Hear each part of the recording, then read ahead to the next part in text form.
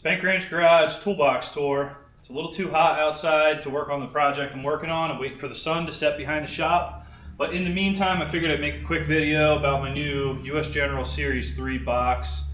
Seems okay so far. Let's take a look at what's inside. Alright, so this is Harbor Freight's 56-inch Series 3 US General box. It's not their top-of-the-line box, but it's a fine box. I came from some really crappy boxes. I was using actually 4 toolboxes up until 2 months ago when I bought this to kind of consolidate everything into one box. I think it's a good looking box and the price was right. I think this entire thing was like $1,300 out the door after tax with coupons. That's their 56-inch lower and their 56-inch upper. Pretty good amount of tool storage, but we'll see if it actually holds up for me. So previous to me buying this 56-inch bottom and upper from Harbor Freight, I was working out of a Gen 1 US General cart, which treated me really well actually. I lowered a vehicle on this drawer here, so it's all bent and won't close. And then the bottom drawer just got blown out from having heavier stuff in it until it wouldn't really open or close anymore. Had this piece of crap Craftsman here, which is absolute disaster. Can't wait to get rid of that one. And then I had these rougher Husky boxes over here. You can see, you know, I got this out of the trash because it got hit by a car. I put drawer slides in it, made it work. Honestly, wasn't a bad box. This will probably be my West Virginia box now. It's not terrible. Anyway, working out of 4 boxes was taking time, a lot of hustling around. So I got this to consolidate everything. So up top here, just keep common chemicals, RTV, dielectric grease, Loctite, liquid electrical tape, that kind of crap. Commonly used power tools. My other stuff's out in the truck right now. Tape measures, starting fluid, carb cleaner, some self-defense ammo, crap like that.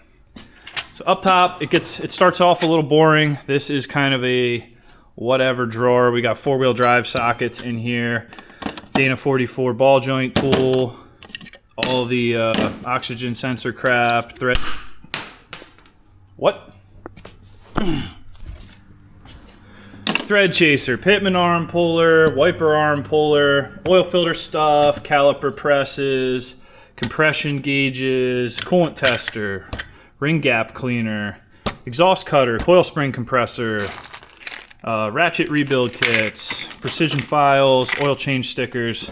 Just kind of a mess. Got some engine hones in here, some brake caliper hones, whatever. Moving down to pliers. I don't have a lot of pliers, and it's pretty obvious here.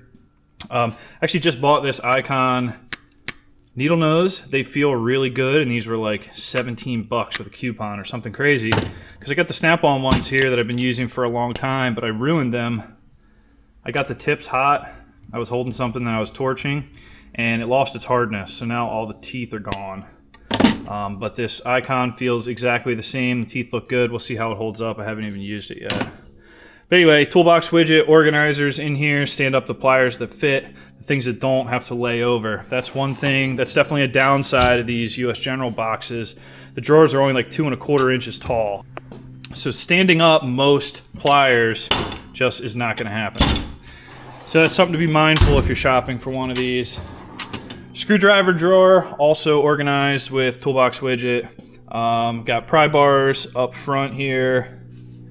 Standard, you know, just your regular screwdrivers, mini picks. 8 and 10 nut driver from Tecton. Use them all the time. Snap-on ratchet screwdriver.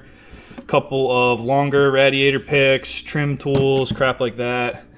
Full set of Torx here, all the way from, I think, T35 down. Little mix match. Some of it's Wera, some of it's Craftsman. I lose things. Nut driver. This is an old Williams nut driver, but it's got the socket end on here. It's actually pretty handy. Just some other random crap. So nothing too exciting in there. Here is air tool drawer, impact gun, air chisel, air chisel, air chisel. I use the crap out of them. Jesse got me this needle scaler. This thing's pretty awesome. Whizzers, you know, consumables for them. Most of the other ones are in my truck as well. Up here is like specialty fastener stuff. So like pin, you know, push pin pullers. This is a hose puller. These are really nice for like slipping fuel lines off. It's a nice tool to have. Just a bunch of that crap, snap ring stuff. This is for emergency brakes, for disengaging the cable from them. fuel line tools for quick disconnect, crap like that. This is a cutting drawer, I guess. So you got dikes in here, you got some wire cutters, that kind of stuff. I usually have a bunch of box cutters in here, but they're scattered all over the shop. This drawer I use all the time, and this is my punch and chisel and file drawer. So you know, you got roll pin punches here, file. This is a nice chisel type thing that Snap-on makes. It's like a screwdriver, like it's what you'd use a screwdriver for, but it's made out of spring steel and you can hammer on it. So it's like, this is made to do what you do with a screwdriver every day, but you're not supposed to do. This is actually made for it. It holds up awesome. Tons of pickle forks. I also have all my air hammer crap in here. This is like a U-joint, ball joint, press type, you know, standard stuff, whatever. Seal pullers, scrapers, wire brushes, tire spoons even. And then over here, there's just a ton of chisels and crap. Brass drifts for setting bearings, that kind of stuff. I'm in this drawer all the time.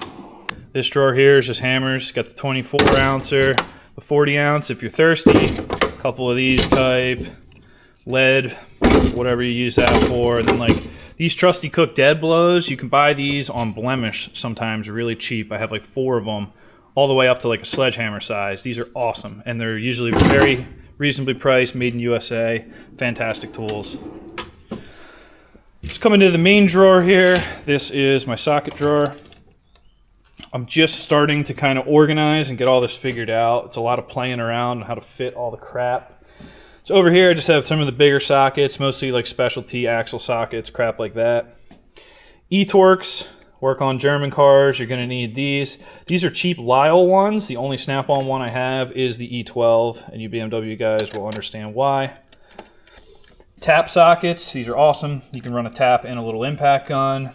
I got Mac impact hex sockets back here. Random swivels and stuff. If you guys are looking for the best reducers at the best price, you got to get these Williams. These Williams ones where it's actually like a hardened insert put into the socket, right? So your standard like cheaper reducers look like this. They never hold up.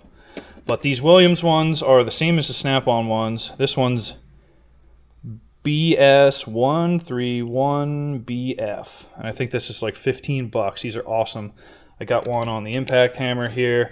I have them from 3/4 to half. I pretty much have every size in these, and they hold up fantastic. I never really break those. Anyway, also a Williams swivel, which is the same as the Snap-on one. It's got the laser welded pin in it, all that. Cheap, great tools. Warranty's not going to be as easy as Snap-on, but for the price of the tool, I feel like I get my money's worth before they fail. So anyway, reducers and crap here. We got metric 12-point swivels. These are made by Husky. They're not bad. They haven't failed me yet. And then I got some standard gear wrench swivels back here.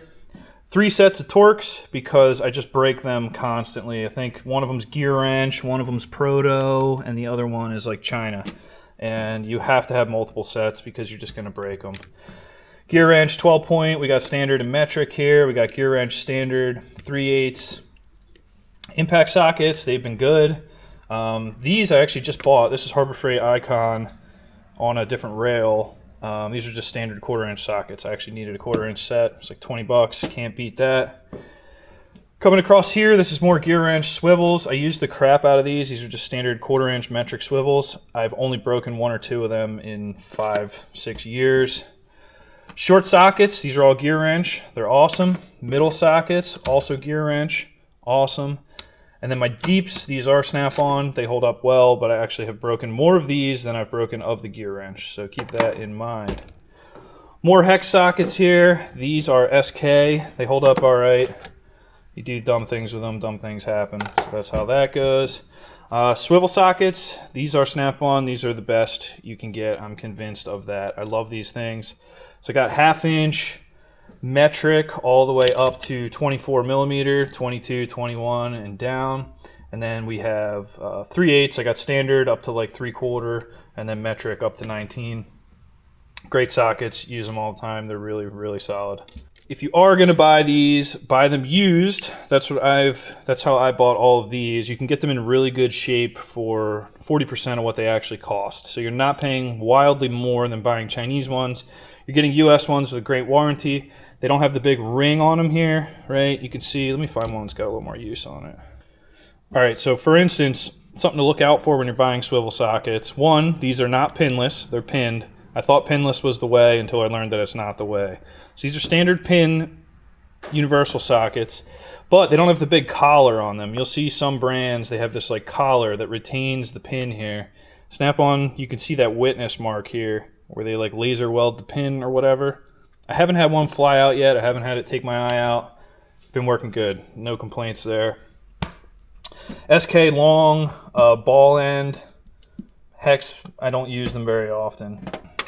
My 3/8 shallows are Blue Point. They've been good. My middles are Gear Wrench. They've been good as well.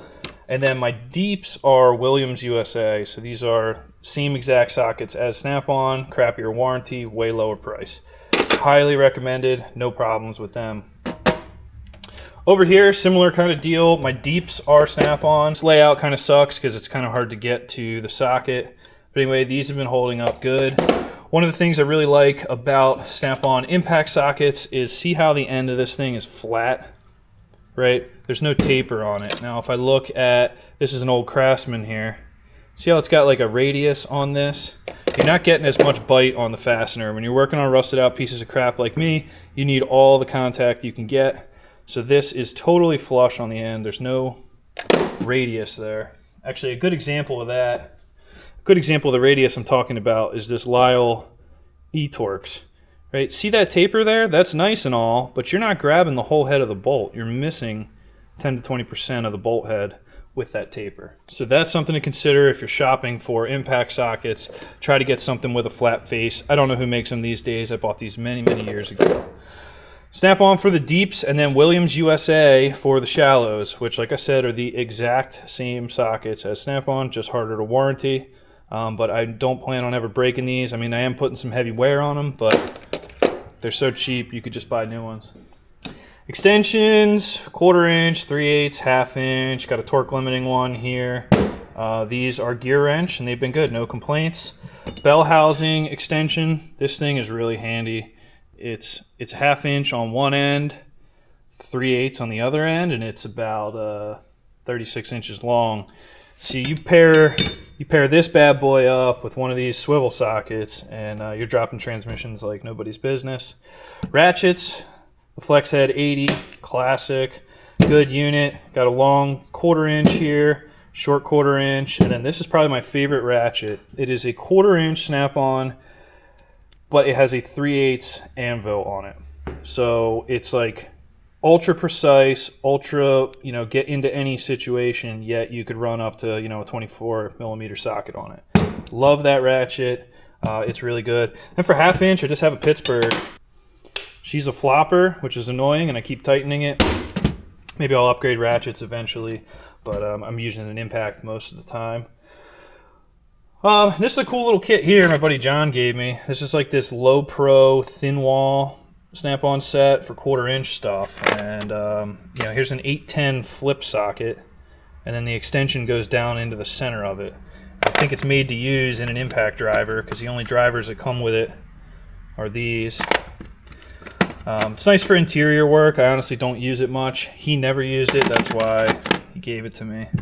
Yeah, it goes all the way up to 15, but it is nice having 12-point really thin wall sockets like that for certain cases. All right, that's all for the socket drawer. Wrenches. So up front here, I got these Napa double-ended box wrenches, and they are actually extremely high quality. They're Carlisle's.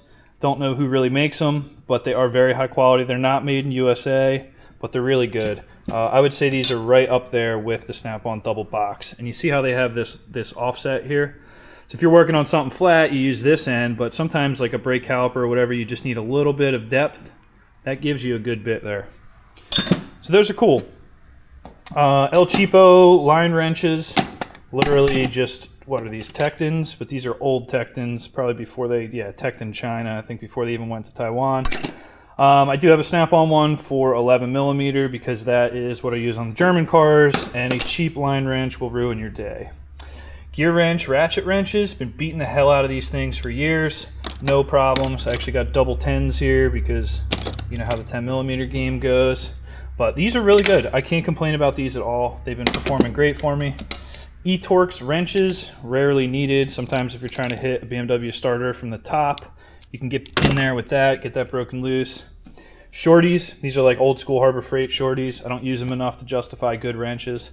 All my main wrenches are gear wrench. I bought this set a long time ago. They've been fantastic. I haven't broke or bent a wrench yet, though a couple of them are starting to open up on the big end. So they'll be replaced in time, but nothing urgent with that. Cheesy red or El Chizo Amazon Basic wrenches here, and you see how these are holding up. That one's bent to hell. Would not recommend those, but I think it was 13 bucks and I needed it for one job. Couple adjustables, just some weird wrenches back here, like a 17 super offset. I needed this for something, you know, little things like that. There's actually BMW spare toolkit, BMW toolkit tools in here too. You never know when you're going to need them. Otherwise, bunch of coilover wrenches here, tons of spanners. These are just tool wrenches for like putting new bits in your air tools. And then I got this little snappy set here of like ignition wrenches, and these are pretty handy because they go real small. Like, it's not often that I need a 5/32 wrench, but they are 6-point in the case that you do need them. So that's kind of cool. They bail you out sometimes. You really don't need them though. All right, we'll start over here. This drawer's a crapshoot. Timing light, seal drivers, and a heat gun. That's it. I don't use any of the battery charging crap that Harbor Freight gives you with it. This drawer is a mess still. It's just overflow. So got my big hex here. These are Sunex. These are really great for drain plugs, whether it's in transmissions, dozer final drives, you know, oil plugs, whatever. All the way up to 19 millimeter, all the way down to 1/4 inch. Those are nice. They hold up well. Got these Cobalt, like screwed up bolt things. These things typically just blow up when I go to use them. That's why there's only a couple left. Triple squares for the Audi Volkswagen junk. Leftover sockets that I haven't found places for. Sometimes I need a 12-point, you know, like especially doing ARP studs. A lot of those are 12 points. So like here's a Snap-on 14 12-point. It's the only one I have just for that purpose, just for torquing the heads on the Duramax. Spark plug sockets. This is a Yamaha flywheel puller. Must have needed a big Torx for something. I think it was wheel bearing related, but I can't remember.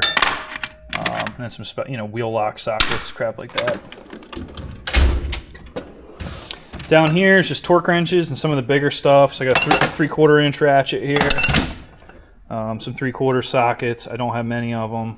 I have a kit that I don't keep in here with 3/4. But anyway, little 1/4 inch torque wrench, perfect for setting preload on differentials, things like that. That's about all I use that for.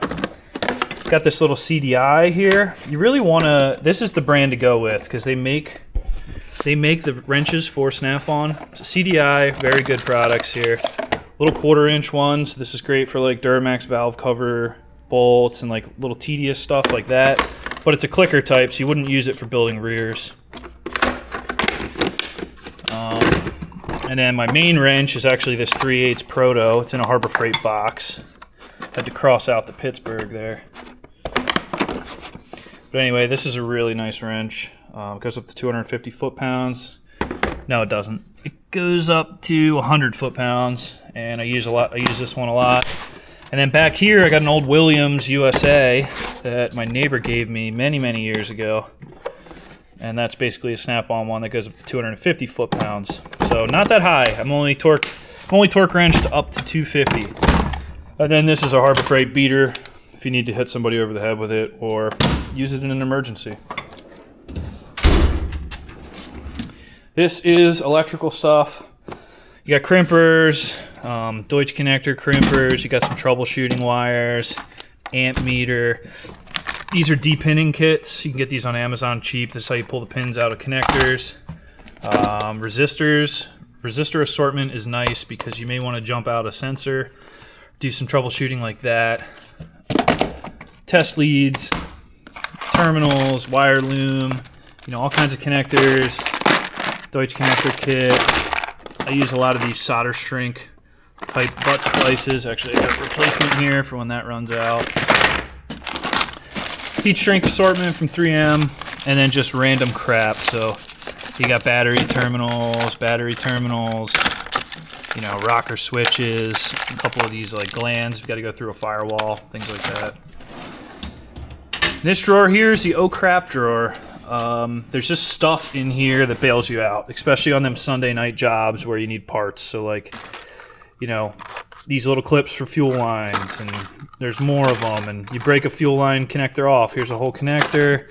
You got factory body clips from GM, more GM crap, a bunch of clips, fuel line stuff, snap rings, crush washers, hose clamps. You got a bunch of Zerk fittings here. You break Zerk fittings off, cotter pins, couple O-ring assortments. They're a lifesaver. Just crap like that. More push pins for holding inner fenders in and stuff. Made up my own brake line repair kit, so I got basically metric, standard T's, unions, elbows, whatever you need to make brake lines is in there. Random O-rings. Anytime parts come with O-rings I don't use, they go in here. I've been in this kit so many times to just save things. Fuses out of junkyard cars, caps, plugs, crap like that. And then this drawer here, I haven't even broken into yet. It's huge, and I don't know what to put in there. I'd much prefer 2 more of these drawers as opposed to 1 big drawer. That's about it, though. So if you're watching this because you're shopping for US General Series 3, we'll talk about the quality of it a little bit. So the drawer comes out and stops. See, now today it's stopping fully out. Some days the drawer stops shorter on the left than on the right. Let's see if this does it. It just did it, right? So the left has stopped, and now the drawer starts to twist. But if you pull harder, the left just comes all the way out too. It's like the brake on the left side engages faster than the brake on the right or something. That one came straight out. That one came straight out. Try the wrench drawer. That one came straight out too. So maybe it just takes time to break in.